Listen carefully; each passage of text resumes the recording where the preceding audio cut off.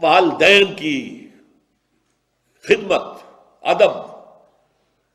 ان کے سامنے کندھے جھکا کر رکھنا، سینہ تان کر بات نہ کرنا، یہ چیزیں جو ہے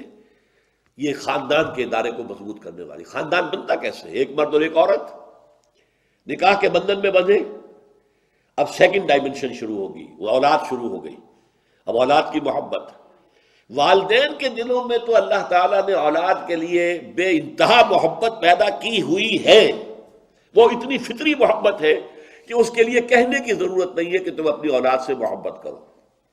بلکہ یہ کہا گیا ہے کہ روکو اس محبت کو، ذرا کہیں زیادہ نہ ہو جائے، کہیں وہ تمہارے لیے، جیسا کہ ہم پڑھیں گے سورہ تحریم میں، کہ وہ محبت بڑھ کر غلط راستہ اختیار نہ کر لے کہ ان کی وجہ سے تم حرام کے اندر منہ مارو۔ اچھا کھلانا ہے، اچھا پہنانا ہے، اچھی تعلیم کرنی ہے، پیسے حلال کے ذریعے سے نہیں آ رہے، حرام کے اندر منہ ڈالو گے تو یہ محبت نہیں ہوگی، یہ عداوت ہو جائے گی۔ ہم پڑھ چکے ہیں سورہ تغابن میں، یا ایھا الذین آمنوا ان من ازواجکم واولادکم عدوا لکم فاحذروہم،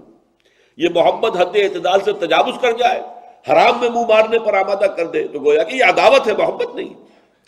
البتہ اولاد کے دل میں والدین کے لیے محبت کا فطری جذبہ نہیں ہے، یہ سلیم الفطرت اولاد ہوتی ہے، وہ احسان مانتی ہے اپنے والدین کا،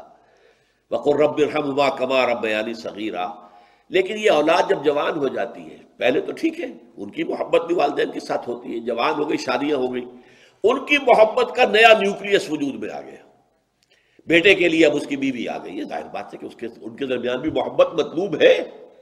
اولاد ہو گئی تو اور زیادہ محبت جو ہے ان کا برکس جو ہے وہ اولاد ہو جائے گی۔ تو اس سے والدین کے اندر جسے آپ کہتے ہیں محرومی کا احساس،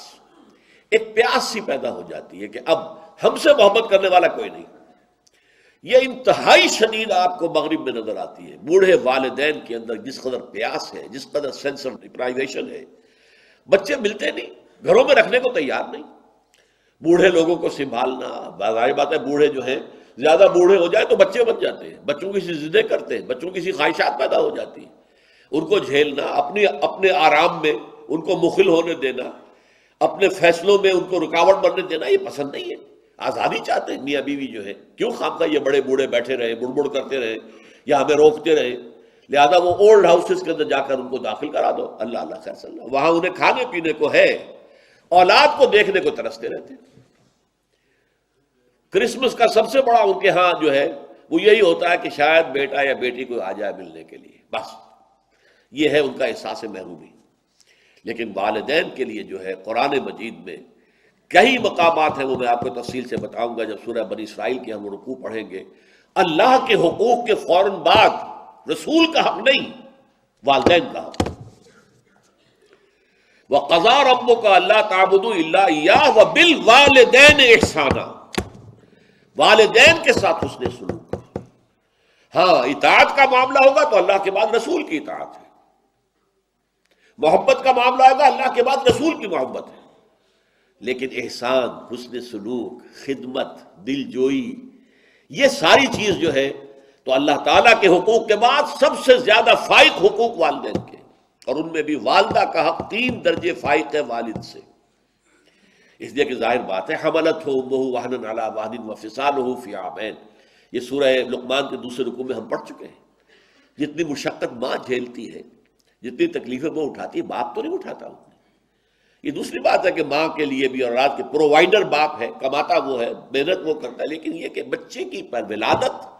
پیدائش